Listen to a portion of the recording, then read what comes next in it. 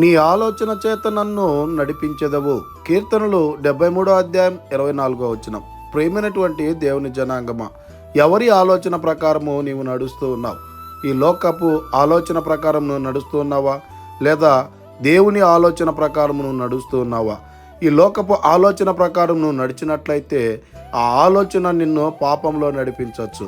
అయితే దేవుని ఆలోచన ప్రకారం నువ్వు నడిచినట్లయితే ఆ ఆలోచన నిన్ను బలపరిచేదిగా ఉంది, ఆ ఆలోచన నిన్ను స్థిరపరిచేదిగా ఉంది, ఆ ఆలోచన నిన్ను ఆ పరలోక రాజ్యంలో చేర్చేదిగా ఉంది.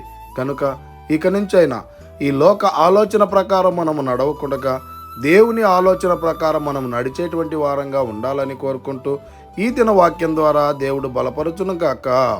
ఆమేన్. ప్రార్థన.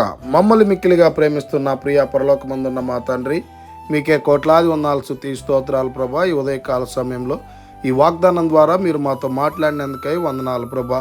మరొక దినాన్ని మాకు ఆయుష్గా అనుగ్రహించినందుకై మీకే కోట్లాది వందనాలు, స్తుతి స్తోత్రాలు ప్రభా. ఈ దినాన్ని చూడలేక అనేక మంది అనేక రకాలుగా మరణిస్తున్నప్పటికీ తండ్రి, అయ్యా ఎందుకు పనికిరాంటిటువంటి వారిని మమ్మల్ని లేవనెత్తి ప్రభా మరొక నూతనమైనటువంటి దినాన్ని మాకు అనుగ్రహించినందుకై స్తుతి స్తోత్రాలు వందనాలు చెల్లించుకుంటూ ఈ వాక్యాన్ని ఎవరైతే వింటూ ఉన్నారో వారందరి జీవితాల్లో మీ కార్యాన్ని కనపరచమని ప్రార్థన చేస్తున్నాం. అవును తండ్రి, ఈ లోకపు ఆలోచన ప్రకారం మేము నడిచినట్లయితే ఆ ఆలోచన మమ్మల్ని పాపంలో చేర్చేదిగా ఉంది ప్రభా.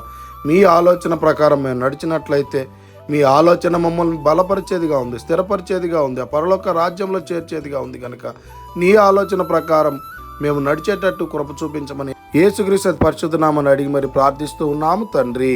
ఆమేన్.